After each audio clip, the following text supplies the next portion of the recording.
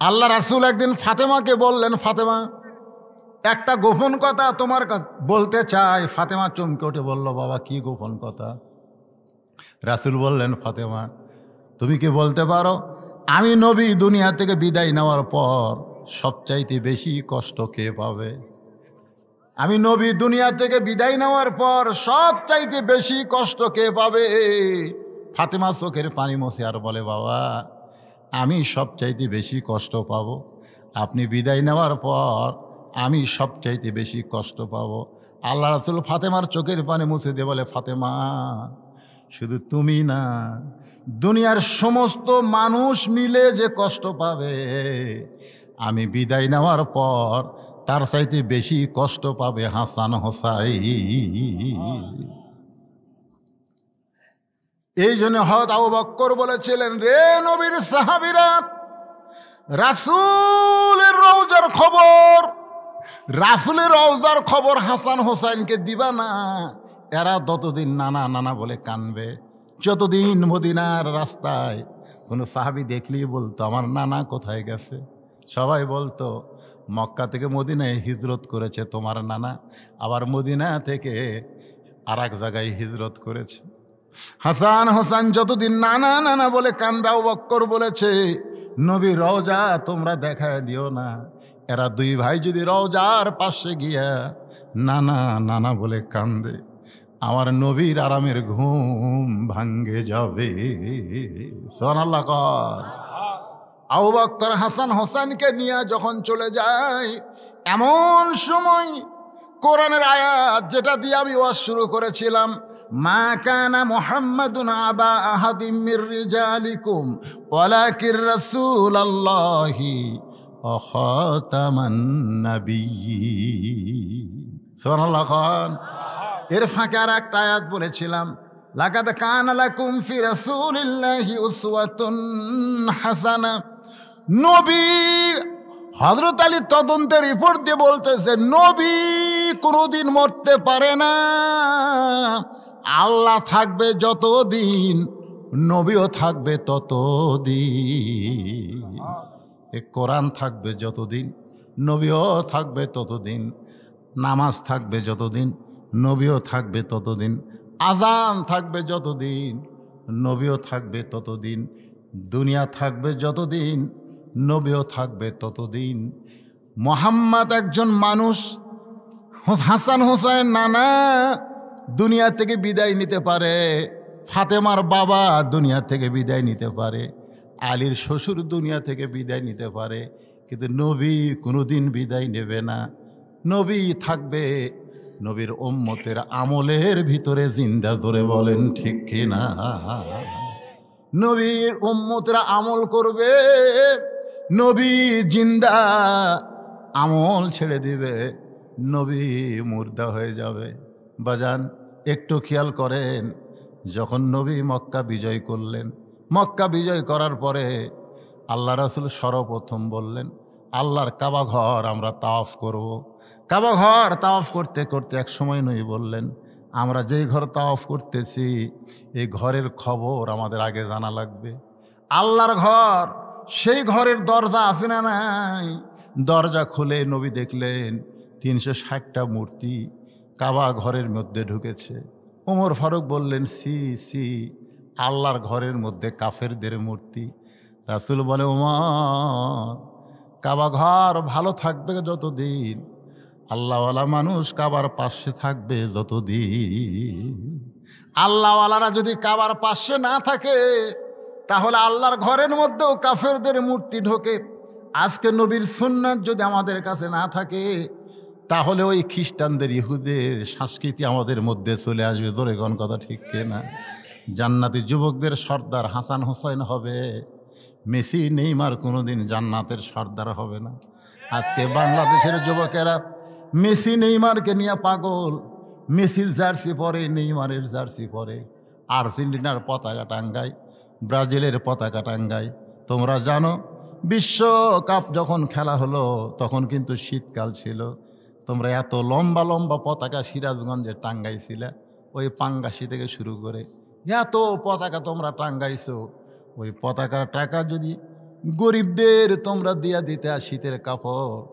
আল্লাহ রাসূল বলেছেন অমুকসির উরিয়ান, যারা গরিবদেরকে বস্ত্র দেয় আল্লাহর জান্নাত তাদের জন্য আশা করে থাকে।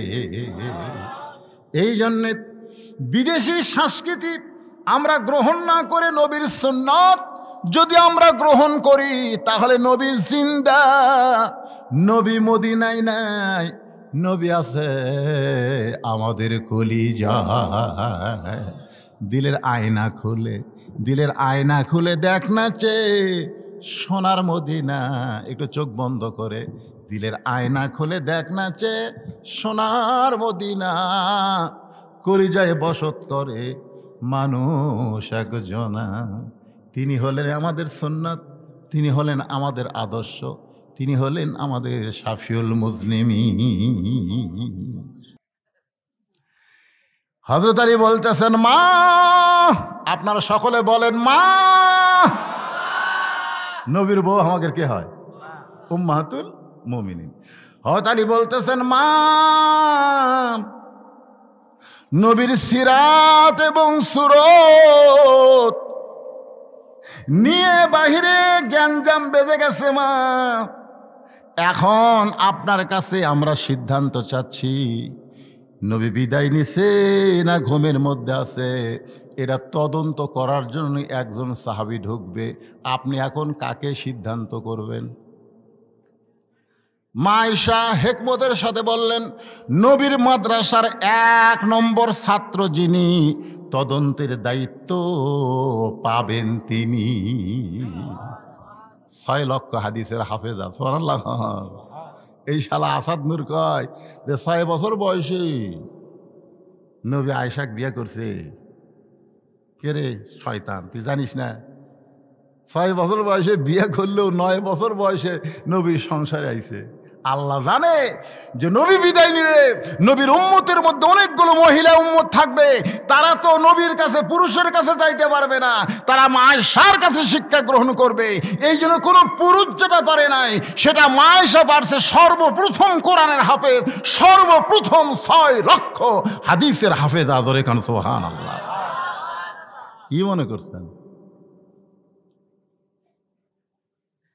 এখন মা আয়েশা যেই কথাটা বললেন, কোনো জ্ঞানতাম আছে? কোনো হিংসা আছে? কোনো ফিতনা আছে? বললেন নবীর মাদ্রাসার ১ নম্বর ছাত্র যিনি, তদন্তের দায়িত্ব পাবেন তিনি। সমস্ত সাহাবী চিল্লায় বললেন নবীর মাদ্রাসার ১ নম্বর ছাত্র হলেন আবু বকর। ওমর ফারুকও বলে আবু বকর, ওসমানও বলে আবু বকর, আলীও বলে আবু বকর। সমস্ত সাহাবী একমত, ১ নম্বর ছাত্র হলেন আবু বকর। এখন আবু বকর মা আয়েশার দরজায় গিয়ে বলতেছে, আসসালামু আলাইকা ইয়া রাসূলুল্লাহ। সালামটা শিখেন পারে?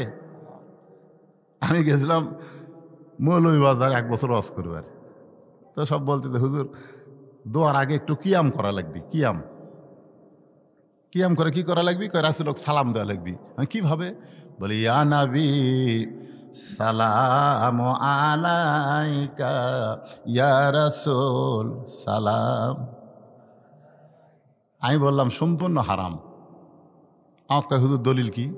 দলিল হলো আসসালামু ক্বাবলাল কালাম, কোনো কথাবার্তা বলার আগেই দেওয়া লাগবে সালাম। কেউ যদি বলে হুজুর আসসালামু আলাইকুম, সালাম হবে না, আগে সালাম তারপরে হুজুর বলা লাগবে। জোরে কোন কথা ঠিক কি না? কেউ যদি বলে চেয়ারম্যান সাহেব আসসালামু আলাইকুম, সালাম হবে না, কারণ আগে সালাম তারপরে চেয়ারম্যান সাহেব বলা লাগবে, কারণ আগে সালাম তারপরে কালাম। জোরে কোন কথা ঠিক কি না? তাহলে ইয়া নবী আগে কয়া পরে সালাম দিলে রাসূলের হাদিসের খেলাফ হয়ে যাবে। এই জন্য আবু বকর সালাম দিলেন, আসসালামু আলাইকা ইয়া রাসূলুল্লাহ, আসসালামু আলাইকা ইয়া হাবিবাল্লাহ। সালাম দিতে আপনাদের আপত্তি আছে? কারণ সিরাত মাহফিল তো সবাই সালাম দেন। আসসালামু আলাইকা ইয়া রাসূলুল্লাহ। একদল ফেরেশতা আছে, আপনি যেই মাত্র নবীকে সালাম দিলেন সঙ্গে সঙ্গে নবী রওজার পাশে গিয়ে বলবে, ইয়া রাসূলুল্লাহ ইসলামপুরে তোমার সিরাত মাহফিল হচ্ছে, তোমার পাগল উম্মতেরা অত দূর থেকে তোমাকে সালাম দিয়েছে, আমরা ফেরেশতারা সেই সালাম তোমাকে পৌঁছাইয়া দিলাম। 3বার সালাম দিছে, আসসালামু আলাইকা ইয়া শাফিউল মুসলিমিন। সুবহানাল্লাহ বলেন। আয়েশা একটু দরজা খুলে দে মা, একটু দরজা খুলে দে। যেই মাত্র মা আয়েশা দরজা খুলেছে, একটু মনোযোগ দিয়ে শুনবেন সিরাত মাহফিল। যেই দরজা খুলেছে সঙ্গে সঙ্গে আবু বকর রাদিয়াল্লাহু ঢুকছে। মা আয়েশা দরজা বন্ধ করে দিলেন। দরজা বন্ধ করে খফ করে বাবার হাত ধরছে। হাত ধরে বলতেছে, বাবা কোথায় যাবেন? বলে নবী তদন্ত করব। নবী তদন্ত করব। বিদায় নিছে না ঘুমের মধ্যে আছে? আয়েশা বললেন, বাবা নবী তদন্ত করার আগে আমার 3টা প্রশ্নের উত্তর দেওয়া লাগবে। আবু বকর বলে, তোমার আবার কি প্রশ্ন? 1 নম্বর প্রশ্ন হলো, আপনি 6 বছর বয়স আমাকে কার সঙ্গে বিয়ে দিয়েছেন? মানুষের সাথে না নবীর সাথে? 6 বছর বয়সে একটা মেয়ে কিছুই বোঝে না, আর সেই বয়সে একটা মেয়েকে আপনি বিয়ে দিলেন, মানুষের সাথে দিছেন না নবীর সাথে দিছেন? এটা হলো 1 নম্বর প্রশ্ন। 2 নম্বর প্রশ্ন হলো, ও বাবা 6 বছর বয়সে আয়েশাকে বিয়ে দিলেন নবীর সাথে, এটা আয়েশার জন্য দিছেন না আপনার জন্য দিছেন? এটা হলো আমার 2 নম্বর প্রশ্ন। আপনি যে আমাকে 6 বছর বয়সে বিয়া দিয়েছেন এই মহামানবের সাথে, এটা আমার জন্য বিয়া দিয়েছেন না আপনার জন্য বিয়া দিয়েছেন? এটা হলো আমার 2 নম্বর প্রশ্ন। 3 নম্বর প্রশ্ন হলো, বাবা আপনি কি কোরআনকে দাফন করতে পারবেন? আল্লাহর কোরআনকে কি আপনি কবর দিবার পারবেন? আবু বকর চমকে বলে, আয়েশা কি বলতেছিস? কোরআন কি কোনোদিন দাফন করা যায়? কোরআন কি কোনোদিন কবর দেওয়া যায়? আয়েশা বললেন, বাবা আপনি হলেন বাহিরের মানুষ আর আমি হলাম ভিতরের মানুষ। জোরে কান সুবহানাল্লাহ। আপনি যতই 1 নম্বর ছাত্র হন, আপনি হলেন বাহিরের আর আমি হলাম ভিতরের। নবী দরজা খুলে বসে আছে। এমন সময় মা আয়েশা ঘরের মধ্যে ঢুকছে। সঙ্গে সঙ্গে নবী দাঁড়িয়ে গেলেন। আয়েশার সম্মানে দাঁড়ালেন না। নবী দাঁড়িয়ে দরজা জানলা বন্ধ করে দিলেন। মা আয়েশা থরথর করে কাঁপতেছে। রাসূল বলতেছে, আয়েশা কেন কাঁপতেছ? বলে, হুজুর আপনার জুতার পরশে মেরাজের রজনীতে আল্লাহর আরশ ধন্য হয়ে গেছে। সেই নবীর সঙ্গে যদি কোনো বেয়াদবি হয়। রাসূল বলেন, আয়েশা একজন নবীর জুতার পরশে আল্লাহর আরশ ধন্য হয়েছে, একজন নবীর জুতার পরশে। আয়েশা বলে, হুজুর আপনি তো সেই নবী। রাসূল কয়, আয়েশা রে তুমি পাগলি হয়ে গেছো। যতক্ষণ দরজা জানলা খোলা ছিল ততক্ষণ আমি সেই নবী ছিলাম, কিন্তু দরজা জানলা যখনই বন্ধ করেছি আমি আর নবী নাই আয়েশা, আমি হলাম স্বামী আর তুমি আমার বিবি। কাঁপো কেন? আসো আসো। মা আয়েশা দৌড়েছে নবীর বুকের মধ্যে মাথা ঢুকায় বলতেছে, আল্লাহ রে এতদিন জানতাম আমার নবী বিশ্ব নবী, আজকে নিজের চোখে দেখলাম আমার নবী হলেন পৃথিবীর শ্রেষ্ঠ স্বামী। জোরে কোন সুবহানাল্লাহ। নবী বুকের মধ্যে নিয়ে আস্তে করে পিঠের উপর একটা ঠাসি দিছে। নিজের বউকে বুকের মধ্যে নিয়ে পিঠে ঠাসি দেওয়া সুন্নত। সিরাত শুনবেন না? কয়দিন ঠাসি মারছেন? আমি কিন্তু নিজের বউয়ের কথা কছি। আবার 14ই ফেব্রুয়ারিতে প্রেমিক এক ঠাসি মারেন না, নিজের বউক বুকের মধ্যে লিয়ে দেখেন কথা দিয়ে আর সিরিয়াস শোনেন। এর লিয়ে এরকম একটু ঠাসি ঠাসি মারতে যেই সঙ্গে সঙ্গে আল্লাহ কয়, জিবরাইল এ জিবরাইল। জিবরাইলকে আল্লাহ লব্বাইক, আমি আপনার কাছে আছি তো। কি কন? তাড়াতাড়ি কোরআন নিয়ে নবীর কাছে যা। নবী ঘরের মধ্যে যে আমল শুরু করছে, আমি আল্লাহর আরশ পর্যন্ত খুশি হয়ে গেছে। জোরে কোন সুবহানাল্লাহ। জিবরাইল চমকে গেছে, কি নবী কি আমল করে রে?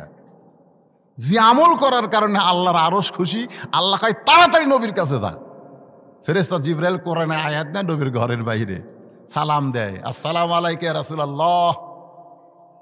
কোনোদিন কিন্তু জিবরাইল বলেনি আসসালামু আলাইকুম ইয়া রাসূলুল্লাহ, কোনোদিনও বলেনি। আমাকে সালাম দিবেন আসসালামু আলাইকুম বলা লাগবে, আর নবীকে সালাম দেবেন আসসালামু আলাইকা বলা লাগবে। আরবিতে 1 বছর 2 বছর বহু বছর আছে। কা হলো 1 বছর, কুমা হলো 2 বছর, আর কুম হলো বহু বছর। আমাকে সালাম দিতে আসসালামু আলাইকুম বলতে হবে, কারণ আমি একলা না, আমার 2 কান্দে 2টা ফেরেশতা আছে। সুবহানাল্লাহ বলেন। আর নবীকে সালাম দিতে কা বলার কারণ হলো নবী একলাই, নবীর কান্দে কোনো ফেরেশতা নাই। যেই নবীর পায়ের তালুতে জিব্বা বের করে জিবরাইল সুরবুরি দিয়েছে এতন করে মেরাজে নিয়ে যায়, সেই নবীর কান্দে চড়ার যোগ্যতা কোনো ফেরেশতার নাই। জোরে কোন কথা ঠিক করে। সিরাতে রাসূল তো বহু শুনছেন, এই পয়েন্ট শুনছেন? একবার হযরত বেলাল বলতেছে, ইয়া রাসূলুল্লাহ, আমরা কবরে গেলে মুনকির নাকির আমাকে 3টা প্রশ্ন করবে। জোরে কোন কয়টা? কিন্তু আপনি যখন কবরে যাবেন, মুনকির নাকির আপনাকে কয়টা প্রশ্ন করবে? আল্লাহ রাসূল বললেন, বেলাল তোমার ধারণা কি? বেলাল বলতেছে, ইয়া রাসূলুল্লাহ, আমার ধারণা হলো আপনাকে 2টা করবে। রাসূল বললেন, কোন 2টা করবে? বলে, মান রব্বুকা ওয়া মা দীনুকা, এই 2টা প্রশ্ন আপনাকে করবে, কিন্তু ওমান নাবিউকা প্রশ্ন আপনাকে করবে না, কারণ আপনি শুধু নবী না, আপনি হলেন ইমামুল আম্বিয়া। আল্লাহ রাসূল বললেন, বেলাল, মানুষ মরে গেলে কবরে গেলে মুনকির নাকির তাকে প্রশ্ন করবে, কিন্তু আমার যদি মৃত্যু না হয় রে বেলাল, তাহলে আমাকে কেমনে প্রশ্ন করবে? এ কথার দ্বারা বোঝা যায় আমাদের নবী মরা নবী না, আমাদের নবী হলেন হায়াতুন নবী। আল্লাহর বান্দার একটু মনোযোগ দিয়ে শুনবেন। বড় কষ্ট করে মেহনত করে যুবকেরা সিরাত মাহফিল করতেছে, সেই নবী সম্পর্কে আমাদের জানার দরকার আছে না নাই? জোরে কোন আছে না নাই? মা আয়েশা 3টা প্রশ্ন করছে। ও বাবা, 3য় প্রশ্ন হলো, আপনি কি কোরআন দাফন করতে পারবেন? আবু বকর চমকে বলে, আয়েশা, কোরআন কি কোনোদিন দাফন করা যায়? আয়েশা বলতেছে, বাবা, আপনি হলেন বাহিরের মানুষ, আপনি ভিতরের খবর জানেন না। ভিতরের খবর হলো, আল্লাহর কোরআনও যেমন, আল্লাহর নবীও হলো তেমন। আবু বকর বলে, আয়েশা, তোর প্রশ্নের উত্তর দেওয়ার প্রস্তুতি আমি নেই নাই। সুবহানাল্লাহ। তুই যে আমাকে 3টা প্রশ্ন করবি, 6 লক্ষ হাদিসের হাফেজ, আমি কি এত জ্ঞানী নাকি? আমি তোর প্রশ্নের উত্তর এখন দিতে পারবো না। এখন নবী তদন্ত করা লাগবে আয়েশা, কারণ লক্ষ সাহাবী বাহিরে অপেক্ষা করতেছে। আয়েশা রে, নবী তদন্ত করা লাগবে। এই কথা বলে যখন এক ধাপ সামনে যায়, এমন সময় একটা জান্নাতের কান্না কানে আসতেছে। কে যেন করুণ স্বরে কাঁদতেছে, ওই কান্না জান্নাত থেকে আসতেছে। আবু বকর বলে, আয়েশা, আলোকিত নবী দুনিয়া থেকে বিদায় নিল, ঘরটা এত অন্ধকার, কে কান্দে এমন করে? মনে হয় জান্নাত থেকে কান্নার আওয়াজ আসতেছে। আয়েশা বলতেছে, বাবা, যে মহিষী নারী কাঁদতেছে, নবীর মেয়ে হওয়ার পরেও আল্লাহর নবী তাকে মা হিসাবে সম্মান করেছে। বাবা, যে মহিষী নারী কাঁদতেছে, নবীর মেয়ে হওয়ার পরেও নবী তাকে মা হিসাবে সম্মান দিয়েছে। আপনার বলেন তো তার নাম কি? রাসূল সবসময় বলতো, আমার রোকেয়ার স্বামী, আমার জয়নবের স্বামী, আমার কুলসুমার স্বামী, আমার ওসমান জামাই, আমার 3টা মেয়ের স্বামী। হাসান হোসেন নানার গলা ধরে বলতো, না, তাহলে আমার মা কি আপনার মেয়ে না? আপনি খালাদের কথা বলেন যে ওইটা কুলসুম আমার মেয়ে, জয়নাব আমার মেয়ে, রোকে আমার মেয়ে, তাহলে ফাতেমা আপনার কে গো? না, আমরা গরিব বলে আমার মাকে কি আপনি মেয়ে বলে স্বীকার করেন না? আল্লাহ রাসূল হাসান হোসেনকে বুকের মধ্যে নিয়ে বলে, ভাই রে, তোদের মা আমার মেয়ে না, তোদের মা হলো আমারও মা।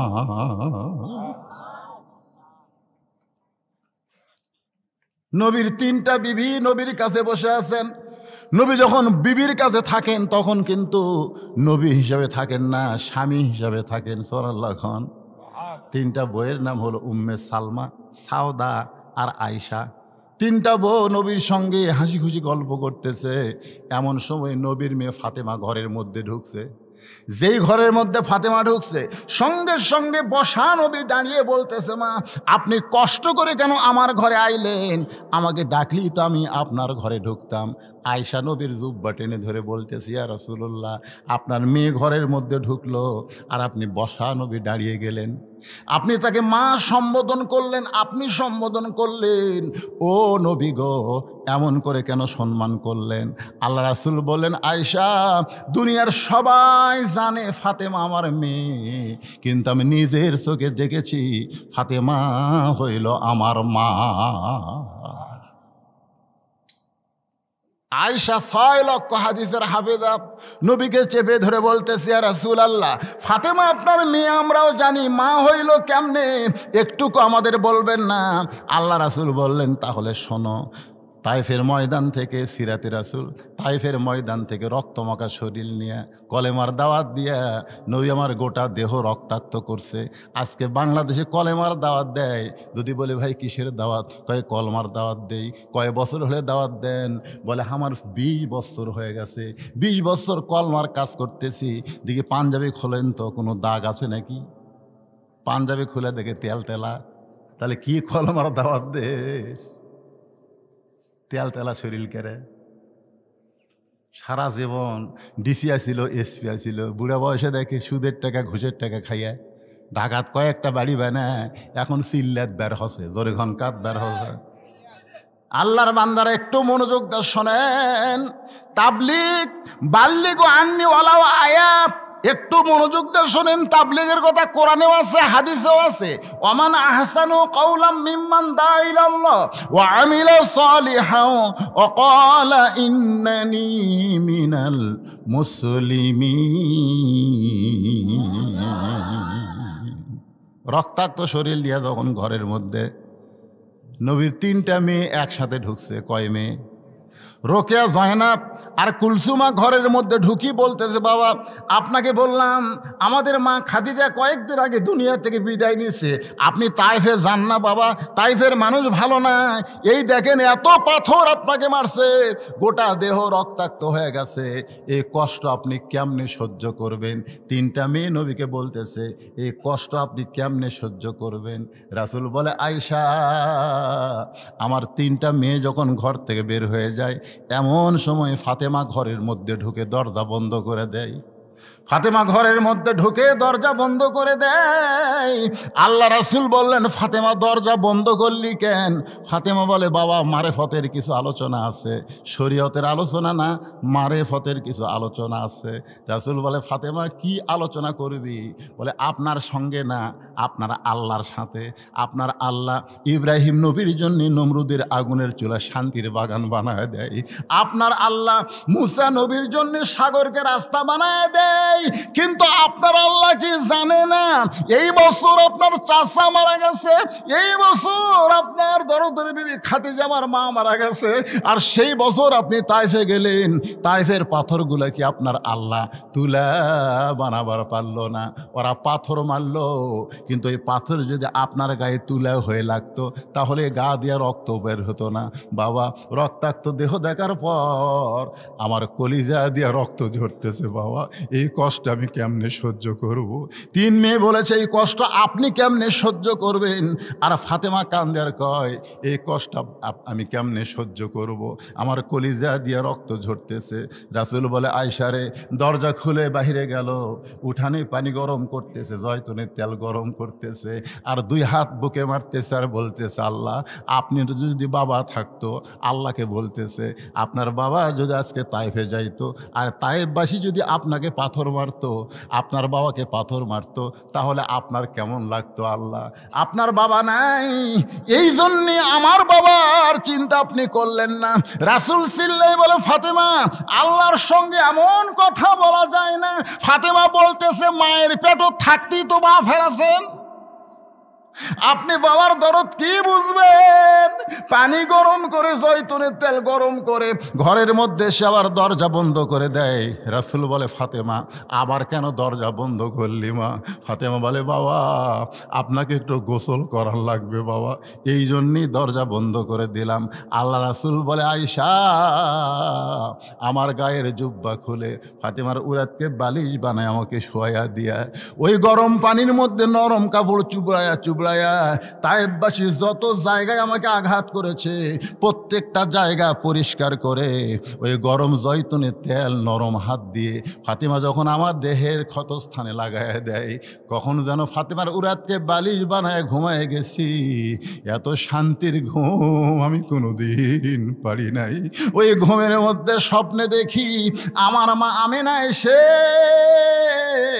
আমার শিওরের পাশে দাঁড়ায় দাঁড়ায় কান্দে।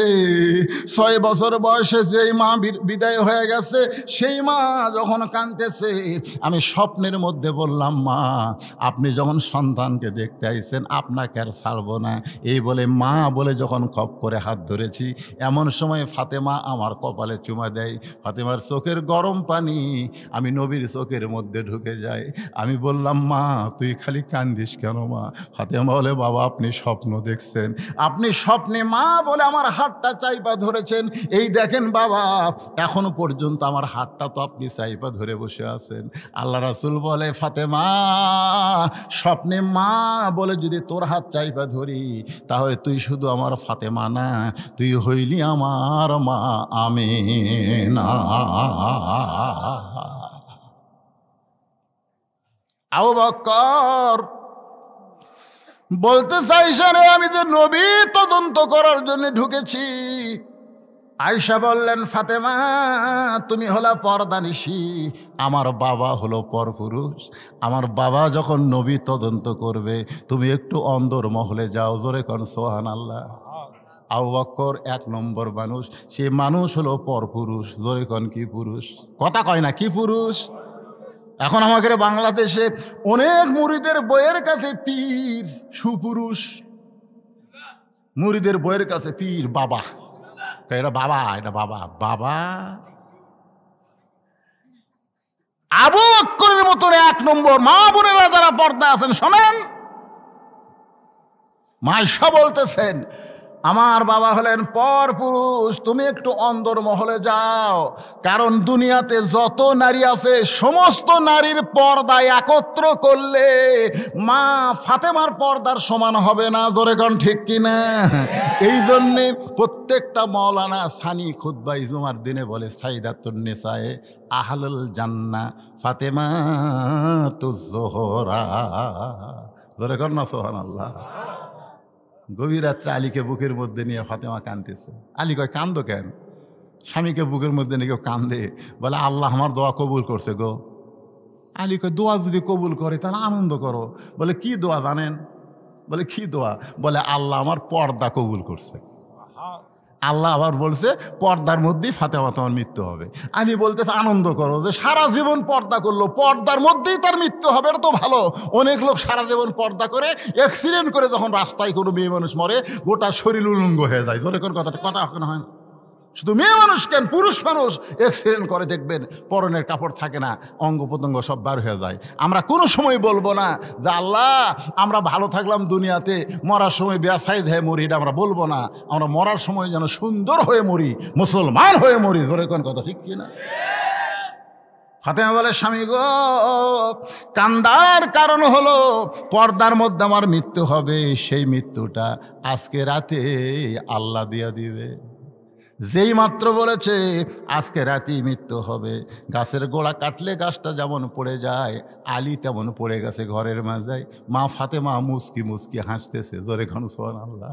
যিনি গভীর রাত্রে দুনিয়া থেকে বিদায় নেবেন, দুনিয়ার থেকে বিদায় নেওয়া কিন্তু শোক সংবাদ না। মুসলমানের জন্য দুনিয়া হলো জেলখানা, আর মরার পরে ঠিকানা হবে জান্নাত। সুবহানাল্লাহ খান। ফাতেমা মুস্কি মুস্কি হাসে, স্বামী কান্দে, বউয়ের মরার কথা শুনে স্বামী কান্দে, আর বউ মুস্কি মুস্কি হেসে স্বামীর কপালে একটা চুমা দিয়ে বলে, স্বামী গো, আপনি হলেন আসাদুল্লাহিল গালিব, আপনি হচ্ছেন সবচাইতে বড় জ্ঞানী। মরার খবর শুনে আপনি কেন কাঁদতেছেন? আপনি কি জানেন না আসলে যাইতে হবে? এই কথাটা সকলেই, যুবক যারা আছে, এই যুবক, এই সেই রকম মোবাইল চলাই রে। এখনকার যুবকেরা নষ্ট হয়ে গেছে, তা ঠিক কিনা বলেন? এই মোবাইলের কোক নষ্ট করছে। এই যুবকদের আমি বলতেছি, তোমরা একটু জবান খুলে বলো বাজান, আসলে। সবাই বলে সুন্দর করে, আমি যেই বলবো আসলে, আপনারা একটু সুর দিয়ে বলবেন, যাইতে হবে। আসলে বিশ্বাস করেন, বিশ্বাস করেন, কখন যাবেন? খালি গল্প করে, অমুকের ফাঁসি হলো রে, অমুকের ফাঁসি হলো রে। কে রে পাগলা? অমুকের ফাঁসি হলো, তমুকের ফাঁসি হলো, তোর যে মৃত্যু হবি রে। ফাঁসির তারিখ আছে, কিন্তু মরার কোনো তারিখ নাই। জোরে কোন কথা ঠিক না?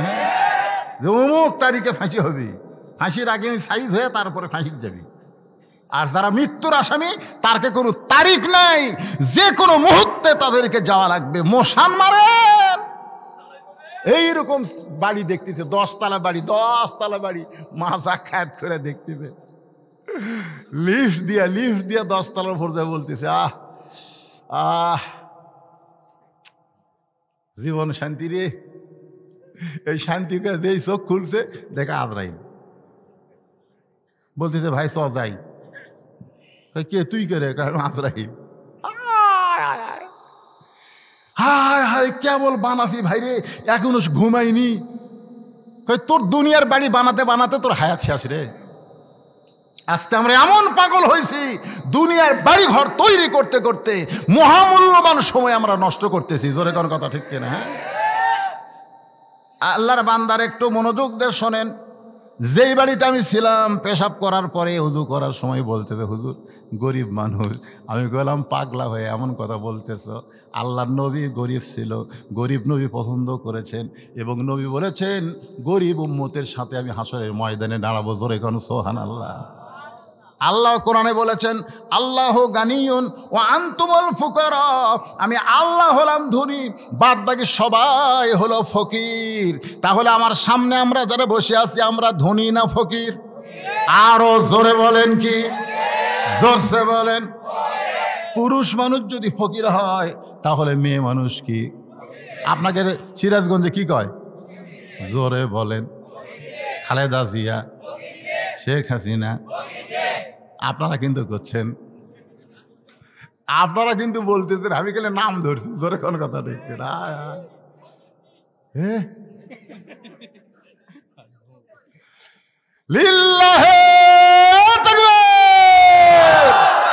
কোরআনের পক্ষে কথা বলতে আল্লাহর বান্দাদের কোনো আপত্তি নাই, সে প্রধানমন্ত্রী হোক আর সাবেক প্রধানমন্ত্রী হোক। জোরে কোন কথা ঠিক কিনা?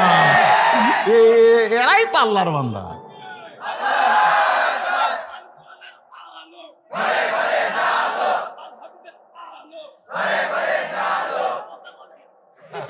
মাশাআল্লাহ মাশাআল্লাহ। আল্লাহর বান্দারা বিরক্ত হচ্ছেন?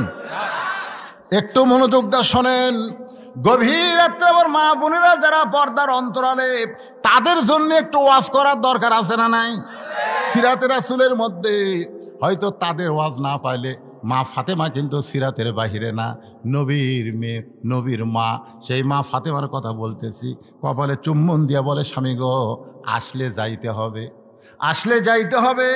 তবে আপনি এমন করে কাঁদবেন না, আমি যাওয়ার পরে আমার 3টা চাওয়া পুরা করা লাগবে। আলী কান্দের বলে, ফাতেমা, দুনিয়াতে গরিব ছিলাম বলে তুমি কিছুই চাইলা না, মরার পরে তুমি কি চাইবা ফাতেমা? বলে 1 নম্বর চাও। এই মা বোনেরা শোনেন, আপনারা ভালো করে শোনেন। 1 নম্বর চাও হলো রাতে মারা যাব, রাতের অন্ধকারে দাফন করা লাগবে। রাত্রে মৃত্যুবরণ করব পর্দার ভিতরে, আর দিনের বেলা বেপর্দায় দাফন করবেন। এটা চলবে না।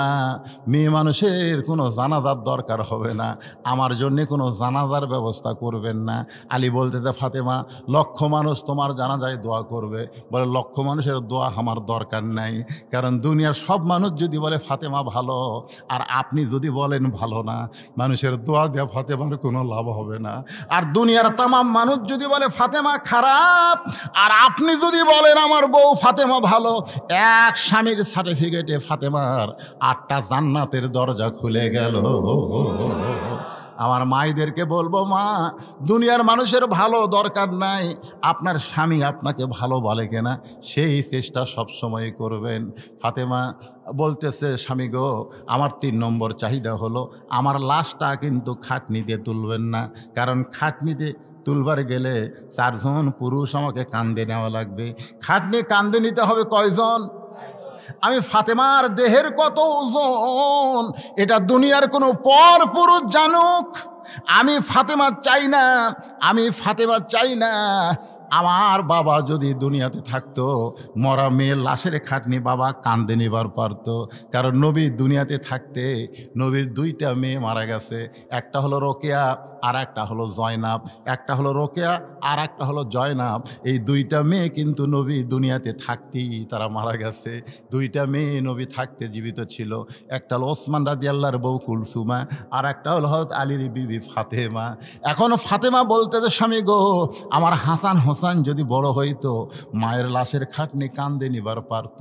কারণ মায়ের লাশ সন্তান কান্দে নিলে কোনো সমস্যা নাই, মেয়ের লাশ বাবা কান্দে নিলে কোনো সমস্যা নাই। কিন্তু 6 মাস আগে আমার বাবা বিদায় হয়ে গেছে।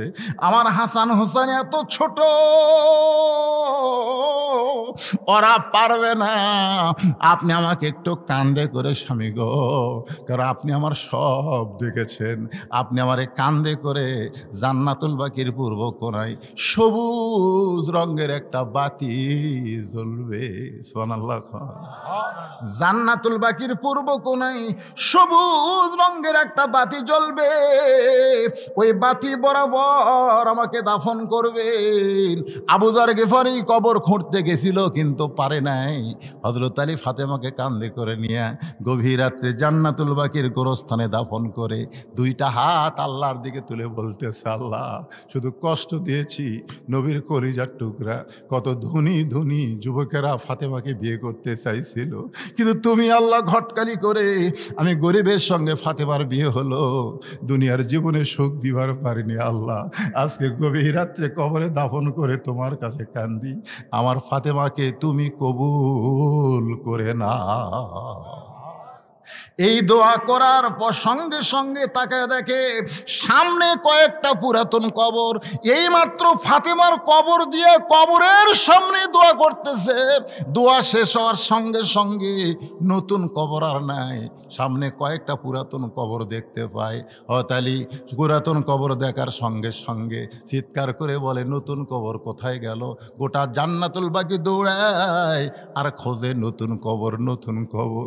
কে যেন ডাক দিয়ে বলে, আলী রে, আমার ফাতেমা হলো পর্দানিশী, আমার ফাতেমা হলো পর্দানিশী। আমি আল্লাহ জোহরা ডিগ্রি দিয়া ফাতেমার কবরটাকে কিয়ামত পর্যন্ত পর্দা করেছি। আমার মায়েরা যারা সিরাতে রাসূল মাহফিল শুনতেছেন, মা আপনাদের 1 নম্বর আমলের নাম হলো পর্দা। পর্দা যদি না থাকে মা, তাহলে আপনাদের অন্য কোনো আমল আল্লাহর দরবারে কবুল হবে না। আল্লাহ কোরআনে বলেছেন, অকরনা ফি বুয়ুতিকুন্না ওয়ালা তাবাররাজনা তাবাররুজাল জাহিলিয়াতিল উলা। জোরে বলেন আল্লাহু আকবার। তুমি একটু অন্দর মহলে যাও। যেই মাত্র ফাতেমা অন্দর মহলে গেছে, এমন সময় আবু বকর তদন্তের জন্য নবীর কাছে, সুবহানাল্লাহ, নবীর কাছে গিয়া দেখে পায়ের কাছে, নবীর পায়ের কাছে হোসাইন দাঁড়ায়া কাঁদতেছে, আর মাথার কাছে হাসান দাঁড়ায়া কাঁদতেছে। দুইটা ভাই শুধু নানা নানা নানা বলে ডাকতেস। ওমর ফারুক বললেন, ইয়া রাসূলুল্লাহ, জোহরের নামাজের সেজদা এত লম্বা হলো কেন? প্রথম সেজদায় আমরা 3 বার সুবহান রাব্বিল আলা, 3 বার সুবহান রাব্বিল আলা বললাম, কিন্তু দ্বিতীয় সেজদায় 100 বার সুবহান রাব্বিল আলা বলি, তাও আপনি সেজদা তোলেন না। ওগো নবী গো, এত লম্বা সেজদা কেন দিলেন একটু যদি বলেন। আল্লাহ রাসূল বলে, ওমর তোমরা তো জানো না রে, তোমরা যেই মাত্র সেজদায় গেছো, আমার 2 কলিজার টুকরা হাসান হোসাইন, ওরা 2 ভাই দৌড়ে এসে আমার পিঠের উপরে বসে গেছে, আমার পিঠের উপরে বসে গেছে। আমি ওদেরকে হাত দিয়ে নাওয়ার চাই, কিন্তু নামাজের মালিক আল্লাহ ডাক দে বলে, হাবিব আপনি যেমন হাসান হোসেনকে ভালোবাসেন, আমি আল্লাহ তেমন ভালোবাসি। আপনার 2 নাতি যতক্ষণ পিঠের উপরে থাকবে, আপনি সেজদা তুলবেন না। সেই 2 নাতি, একজন পায়ের কাছে, একজন মাথার কাছে, নানা নানা বলে কাঁদতেছে। ও নানা, এত রাগ করে কেন ঘুমাইছো গো নানা? একটা বার কি কথা বলবো না?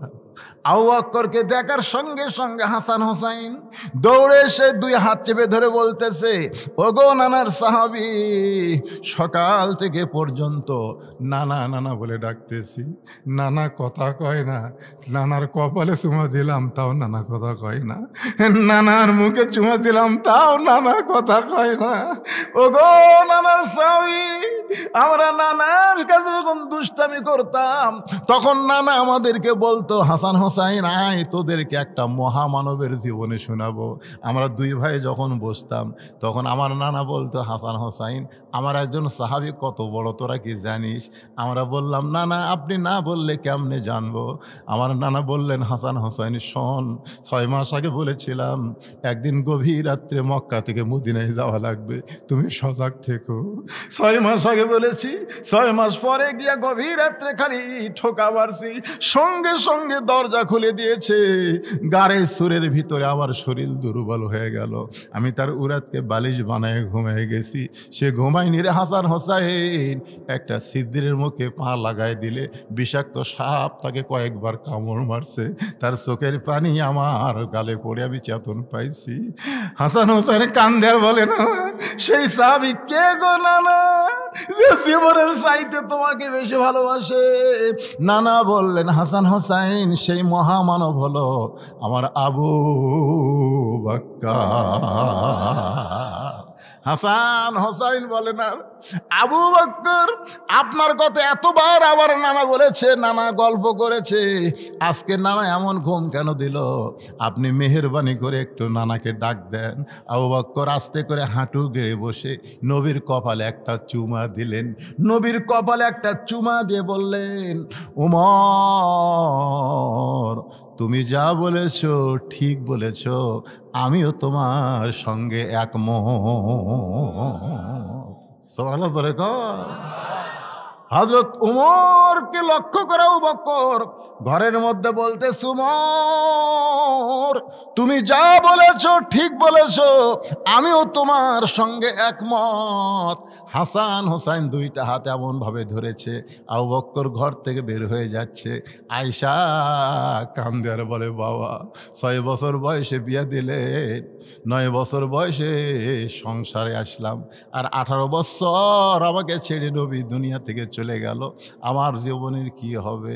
আবু বকর কোনো কথা বললেন না। হাসান হোসেন দুইটা হাত চেপে ধরে আছে। দরজা খুলে যখন বের হয়েছে, সমস্ত সাহাবী চিল্লায় বলতেছে, তদন্তের রিপোর্ট কি? দাফন হবে না ডাক দিলে চেতন পাবে? আবু বকর চিল্লায় বলে, রে নবীর সাহাবীরা, তোমরা কি জানো না 2 জন আমার হাত ধরে আছে? এরা কে? এদের কি তোমরা চিনো না? এরা হলো সাইদুস শাবাবে আহলেল জান্নাহ, হাসান হোসাইন রাদিয়াল্লাহু তাআলা আনহুমা। জান্নাতি যুবকদের সরদার হবে 2 জন, একটা হলো হাসান আর একটা হলো হোসাইন। 2 জন সর্দার, জান্নাতের সর্দার আমার 2 হাত ধরে আছে। আমি তদন্ত করেছি, কিন্তু এদের সামনে আমি রিপোর্ট দিবার পারবো না। আমি রিপোর্ট দেওয়ার দায়িত্ব এই 2 সন্তানের বাপকে দিয়ে দিলাম।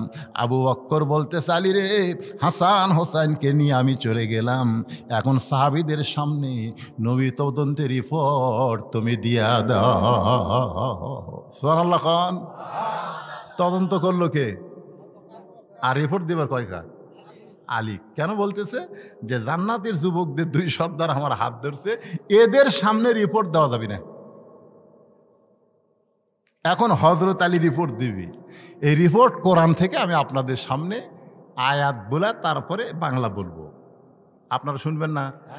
কারা কারা শুনবেন আল্লাহকে একটু হাত দেখান তো দেখি। লিল্লাহু আকবার। হাত নামা। আজকে বলেন তো, সিরাতে রাসূল মাহফিলের সাথে আলোচনা ঠিক আছে? নবী সম্পর্কে যদি না জানি, কিসের সিরাতে রাসূল, কিসের সারাত? কে রে এটা কে রে? আপনারা শোনেন, এই যুবকেরা যে এই মাহফিল করতেছে, এই মাহফিলের কি আপনার পক্ষে না বিপক্ষে? কারা কারা পক্ষে? 2 হাত তোলা, আল্লাহকে একটু দেখান তো দেখি। লিল্লাহি তাকবীর। হাত নামান। এরা আমাকে কুরবানি ঈদের পরে দাওয়াত দিয়েছিল, 3 দিন পর। কুরবানিদের 3 দিন পরে দাওয়াত দিয়েছিল, কঠিন বৃষ্টি। তো বৃষ্টির মধ্যে ওরা মাহফিল করতে পারেনি। হুজুর যে হারে বৃষ্টি হচ্ছে কি করা যায়? বাবা মাহফিল বাতিল করো, পরে সুযোগ মতো একটা ডেট নিও। এরপরে কিন্তু বহু রোদ গেছে, যায়নি। এরা তার মধ্যে ডেট নেয়নি। কয়দিন হল বৃষ্টি শুরু হচ্ছে, এরই মধ্যে যে আর আবার ডেট নিয়ে যাচ্ছে। আবার তো আসমানে বৃষ্টি দেখে ভয় লেগে গেল, একবার বৃষ্টির মধ্যে গেল রে, আবার তো যাবি। কিন্তু আল্লাহর কি রহমত, 2 দিন হলে আর বৃষ্টি হচ্ছে না। সুবহানাল্লাহ। তার মানে বোঝা গেছে যুবকেরা আর যাই করুক, গান বাজনা করবে না, এই সিরাতে রাসূল মাহফিল প্রতি বছর করবে। আপনারা অবশ্যই জানেন আমি বদরুশিদ এই সিরাজগঞ্জে বহু মাহফিল করছি। এই ছোট মাহফিলকে আমি করছি, এরা প্রচার করেনি, জায়গা হবে না দেখে। তো আজকে আপনাদের কাছে আমি ওদের পক্ষ থেকে আমি বলতেছি যে সিরাতে রাসূল মাহফিলকে টিকায় রাখার জন্য আপনারা যদি 10 টাকা 20 টাকা 50 100 টাকা করে একটু আল্লাহর রাস্তায় খুশি খুশি দিতেন, তাহলে ছেলেদেরকে বলতাম তোমরা একটু ব্যাগলা ভিতরে যাও। ছেলেরা আছে নাই? এইগুলো সবাই যদি 10 টাকা 20 টাকা করে দেয় খুব ক্ষতি হবে। আপনারা দিলে এই মাহফিলের জন্য একটা সুবিধা হবে। রে যারা মাহফিল করতেছে যুবকগুলা কুড়ি রে, এরা চিন্তা করতেছে এত ছোট জায়গা আমরা বসলে জায়গা হবে না, এই জন্য এরা সব ফাঁকত আছে। হ্যাঁ ভিতরে ঢোকো বাবা, ঢোকো। গেঞ্জি খোলা লাগবে না, এরকম পাঞ্জাবি ধরলে হবে, গেঞ্জি ধরলে হবে। ঢোকো ভিতরে ঢোকো।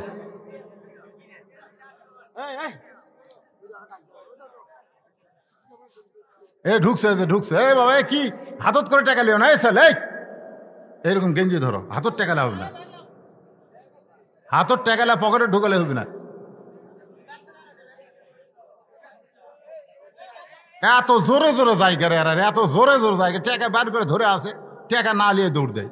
হ্যাঁ দাও, সবাই দেন বাবা, সবাই দেন, 20 টাকা 50 টাকা 100 টাকা যার যা সাধ্যে গুলাই আল্লাহর রাস্তায় দেন। এই যুবকেরা প্রতি বছর যেন এরকম সিরাত মাহফিল করতে পারে, কি কন করতে পারে, এবং মৌসুমে যেন করে। এরকম বৃষ্টির মৌসুমে করলে হবে না। হ্যাঁ একটা সিরাত মাহফিল সারা বছর করা যাবে, রবিউল আউয়াল মাসেই যে করা লাগবে তা না।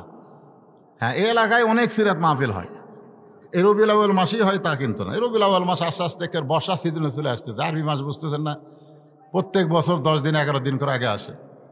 হ্যাঁ আপনারা দাঁড়ালেন কেন? দাঁড়াবেন না, ওরাই আপনাদের কাছে যাবে, একটু জিকির করে লা ইলাহা ইল্লাল্লাহ, লা ইলাহা ইল্লাল্লাহ, লা ইলাহা ইল্লাল্লাহ, লা ইলাহা ইল্লাল্লাহ, লা ইলাহা ইল্লাল্লাহ, লা ইলাহা ইল্লাল্লাহ, লা ইলাহা লা ইলাহা ইল্লাল্লাহু মুহাম্মাদুর রাসূলুল্লাহ সাল্লাল্লাহু আলাইহি ওয়াসাল্লাম। আমি ভিডিও ম্যানদের বলবো এখন যে অফ করো না, কারণ আজকের ওয়াজের আসল কথাই বাকি আছে, যেরকম ঠিক না। হ্যাঁ এরা এই পর্যন্ত যদি মানুষ শোনে কেড়ে আলী কি করলো, আলীকে আলীর বাপের কথা কবি না কোরআন থেকে কবে?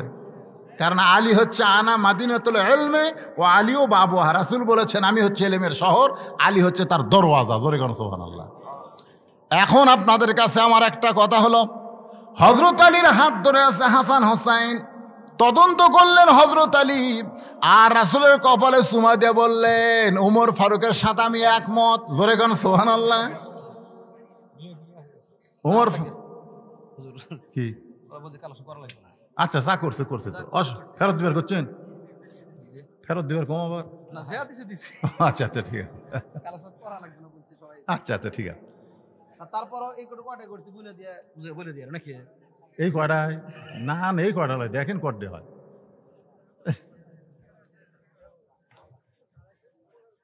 আরে বাবা কি ক্ষতি হলো? আপনি যে 10টা টাকা দিলেন আপনার কি ক্ষতি হলো না লাভ হলো?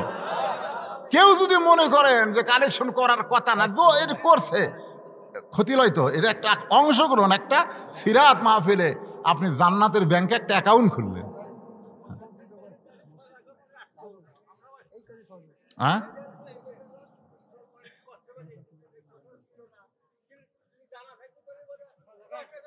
ও আচ্ছা আচ্ছা আচ্ছা আচ্ছা, হ্যাঁ কালেকশন যদি থাকতো তাহলে পকেট করে টাকা সবাই নিয়ে আসতো। এই এখন জানে না দেখে আনেনি, আফসোস, সেই আফসোস। ঠিক আছে, এই আফসোসেও আল্লাহ নেকি দিবে।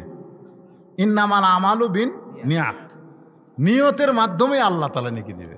এ বাবাজি রে বসো, এই বসো। না না, কালেকশন কেউ যায়নি।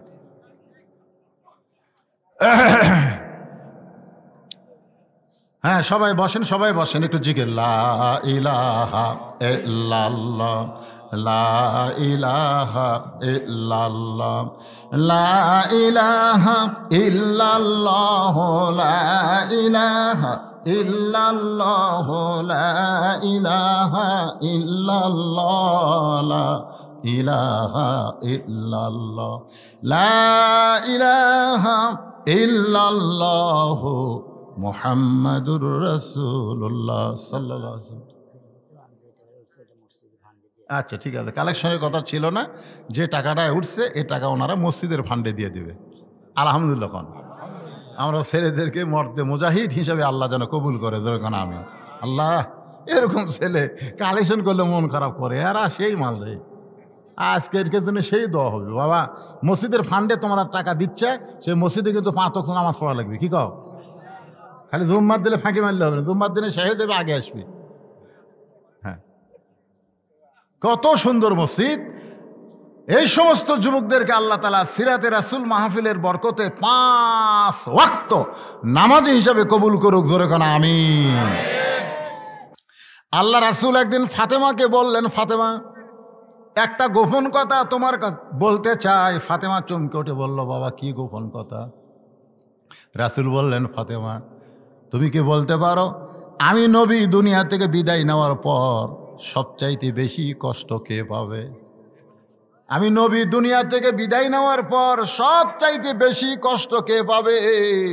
ফাতেমা চোখের পানি মুছে আর বলে, বাবা আমি সবচাইতে বেশি কষ্ট পাবো আপনি বিদায় নেওয়ার পর, আমি সবচাইতে বেশি কষ্ট পাবো। আল্লাহ রাসূল ফাতেমার চোখের পানি মুছে দিয়ে বলে, ফাতেমা শুধু তুমি না, দুনিয়ার সমস্ত মানুষ মিলে যে কষ্ট পাবে আমি বিদায় নেওয়ার পর তার চাইতে বেশি কষ্ট পাবে হাসান হোসাইন। এই জন্য হযরত আবু বকর বলেছিলেন, রে নবীর সাহাবীরা, রাসূলের রওজার খবর, রাসূলের রওজার খবর হাসান হোসাইনকে দিবা না। এরা ততদিন নানা নানা বলে কানবে, যতদিন মদিনার রাস্তায় কোনো সাহাবী দেখলেই বলতো আমার নানা কোথায় গেছে। সবাই বলতো মক্কা থেকে মদিনায় হিজরত করেছে তোমার নানা, আবার মদিনা থেকে আর এক জায়গায় হিজরত করেছে। হাসান হোসেন যতদিন নানা নানা বলে কানবে, আবু বকর বলেছে নবী রওজা তোমরা দেখায় দিও না। এরা দুই ভাই যদি রওজার পাশে গিয়া নানা নানা বলে কান্দে, আমার নবীর আরামের ঘুম ভাঙ্গে যাবে। সুবহানাল্লাহ। আবু বকর হাসান হোসেনকে নিয়ে যখন চলে যায়, এমন সময় কোরআনের আয়াত যেটা দিয়ে আমি ওয়াজ শুরু করেছিলাম, মা কানা মুহাম্মাদুন আবা আহাদিম মির রিজালিকুম ওয়ালাকির রাসূলুল্লাহি ওয়া খাতামান নাবিয়্যিন। সুবহানাল্লাহ। এর ফাঁকে আর একটা আয়াত বলেছিলাম, লাকাদ কানা লাকুম ফি রাসূলিল্লাহি উসওয়াতুন হাসানা। নবী হযরত আলী তদন্তের রিপোর্ট দিয়ে বলতেছে নবী কোনোদিন মরতে পারে না। আল্লাহ থাকবে যতদিন, নবীও থাকবে ততদিন। এ কোরআন থাকবে যতদিন, নবীও থাকবে ততদিন। নামাজ থাকবে যতদিন, নবীও থাকবে ততদিন। আজান থাকবে যতদিন, নবীও থাকবে ততদিন। দুনিয়া থাকবে যতদিন, নবীও থাকবে ততদিন। মুহাম্মদ একজন মানুষ, হাসান হোসেন নানা দুনিয়া থেকে বিদায় নিতে পারে, ফাতেমার বাবা দুনিয়া থেকে বিদায় নিতে পারে, আলীর শ্বশুর দুনিয়া থেকে বিদায় নিতে পারে, কিন্তু নবী কোনোদিন বিদায় নেবে না। নবী থাকবে নবীর উম্মতের আমলের ভিতরে জিন্দা। জোরে বলেন ঠিক কিনা? নবীর উম্মতরা আমল করবে, নবী জিন্দা আমল ছেড়ে দিবে, নবী মুর্দা হয়ে যাবে। বাজান একটু খেয়াল করেন, যখন নবী মক্কা বিজয় করলেন, মক্কা বিজয় করার পরে আল্লাহ রাসূল সর্বপ্রথম বললেন, আল্লাহর কাবা ঘর আমরা তাওয়াফ করব। কাবা ঘর তাওয়াফ করতে করতে এক সময় নবী বললেন, আমরা যেই ঘর তাওয়াফ করতেছি এই ঘরের খবর আমাদের আগে জানা লাগবে। আল্লাহর ঘর, সেই ঘরের দরজা আছে না নাই? দরজা খুলে নবী দেখলেন 360টা মূর্তি কাবা ঘরের মধ্যে ঢুকেছে। ওমর ফারুক বললেন, সি সি, আল্লাহর ঘরের মধ্যে কাফেরদের মূর্তি। রাসূল বলে, ওমর, কাবা ঘর ভালো থাকবে যতদিন, আল্লাহওয়ালা মানুষ কাবার পাশে থাকবে যতদিন। আল্লাহওয়ালারা যদি কাবার পাশে না থাকে তাহলে আল্লাহর ঘরের মধ্যেও কাফেরদের মূর্তি ঢোকে। আজকে নবীর সুন্নাত যদি আমাদের কাছে না থাকে তাহলে ওই খ্রিস্টানদের, ইহুদের সংস্কৃতি আমাদের মধ্যে চলে আসবে। জোরে কোন কথা ঠিক কিনা? জান্নাতি যুবকদের সর্দার হাসান হোসেন হবে, মেসি নেইমার কোনোদিন জান্নাতের সর্দার হবে না। আজকে বাংলাদেশের যুবকেরা মেসি নেইমারকে নিয়ে পাগল, মেসির জার্সি পরে, নেইমারের জার্সি পরে, আর্জেন্টিনার পতাকা টাঙ্গায়, ব্রাজিলের পতাকা টাঙ্গায়। তোমরা জানো বিশ্বকাপ যখন খেলা হলো তখন কিন্তু শীতকাল ছিল, তোমরা এত লম্বা লম্বা পতাকা সিরাজগঞ্জে টাঙ্গাইছিলে, ওই পাঙ্গাসি থেকে শুরু করে এত পতাকা তোমরা টাঙ্গাইছো। ওই পতাকার টাকা যদি গরিবদের তোমরা দিয়া দিতে, শীতের কাপড়, আল্লাহ রাসূল বলেছেন অমুকসির উরিয়ান, যারা গরিবদেরকে বস্ত্র দেয় আল্লাহর জান্নাত তাদের জন্য আশা করে থাকে। এই জন্যে বিদেশি সংস্কৃতি আমরা গ্রহণ না করে নবীর সুন্নাত যদি আমরা গ্রহণ করি তাহলে নবী জিন্দা, নবী মদিনায় নাই, নবী আছে আমাদের কলিজায়। দিলের আয়না খুলে, দিলের আয়না খুলে দেখ না চে সোনার মদিনা। একটু চোখ বন্ধ করে দিলের আয়না খুলে দেখ না চে সোনার মদিনা। কলিজায় বসত করে মানুষ একজনা, তিনি হলেন আমাদের সুন্নাত, তিনি হলেন আমাদের আদর্শ, তিনি হলেন আমাদের শাফিউল মুজলিমিন। আল্লাহ আজকের মাহফিলকে কবুল করুন। সকলে বলে আল্লাহুম্মা আমিন।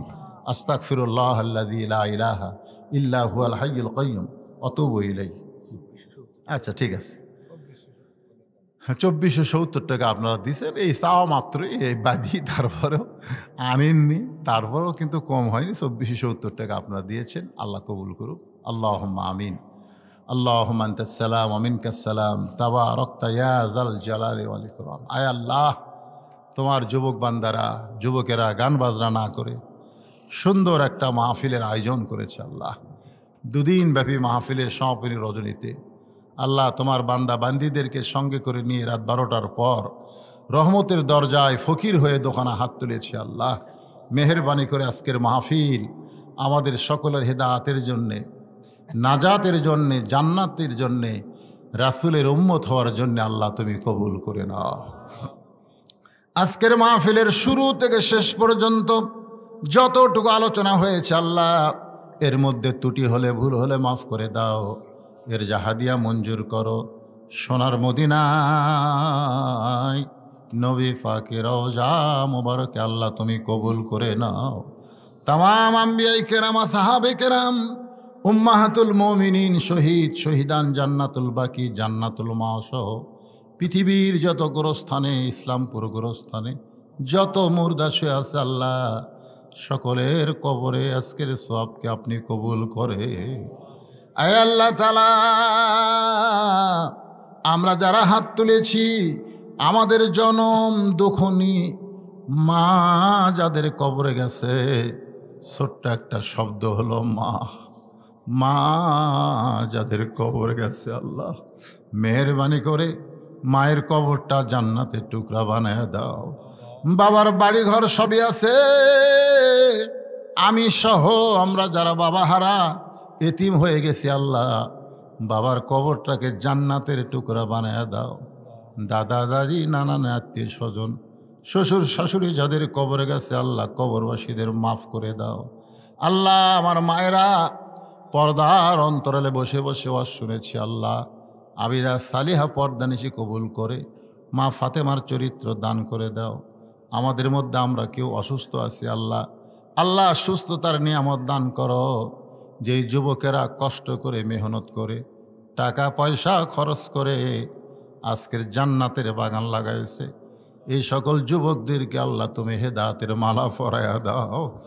এই যুবকগুলোকে আল্লাহ তুমি 5 ওয়াক্ত নামাজি কবুল করো। এই যুবকদের মধ্যে লেখাপড়া যারা করে মাথার জেহানি শক্তি বাড়ায় দাও, যারা পরীক্ষা দিবে ভালো রেজাল্ট করার তৌফিক দাও, যারা খেতে খামারে কাজ কাম করে তাদের শরীরের সুস্থতা দান করো, যারা ব্যবসা বাণিজ্য করে ব্যবসা বাণিজ্যের বরকত দাও। আল্লাহ যারা বেকার যুবক আল্লাহ তাদের রিজিকের একটা ব্যবস্থা তুমি করে দাও আল্লাহ। আল্লাহ যুবকদেরকে মিলে মিশে থাকার তৌফিক দাও আল্লাহ। অশ্লীলতা থেকে যুবকদেরকে আল্লাহ তুমি হেফাজত করো আল্লাহ। ইসলামপুর কত সুন্দর নাম, ইসলামপুরের মসজিদ 5 ওয়াক্ত নামাজে মুসল্লি ভরপুর করে দাও। আজকের মাহফিলের সম্মানিত সভাপতিকে আল্লাহ তুমি কবুল করো, প্রধান অতিথিকে আল্লাহ তুমি কবুল করো, সুধীজনকে আল্লাহ তুমি কবুল করো। যারা যুবকদের সর্বাত্মক সহযোগিতা করেছে টাকা পয়সা বুদ্ধি বিবেচনা দিয়ে জায়গা দিয়ে আল্লাহ তাদের সকলকেই তুমি জান্নাতি কবুল করো আল্লাহ। আমি গুনাহগার, আমি পাপিষ্ট আল্লাহ। আমার হাত যদি তোমার পছন্দ না হয়, এতগুলো পাগলের মধ্যে যার 2 হাত তোমার পছন্দ হয়, সেই 2 হাতের উসিলায় আজকের সিরাত মাহফিলকে তুমি কবুল করো আল্লাহ। নবীর প্রেম ভালোবাসা আমাদের কলিজায় দাও, নবীর সুন্নতের শক্তি আমাদের ইমানের শক্তি বাড়ায় দাও আল্লাহ। সুবহানা রাব্বিকা রাব্বিল ইজ্জাতি আম্মা ইয়াসিফুন ওয়া সালামুন আলাল মুরসালিন আলহামদুলিল্লাহি রাব্বিল আলামিন। ওয়াজাল আখিরাতি কালিমাতুনা ইনদাল মাউতি লা ইলাহা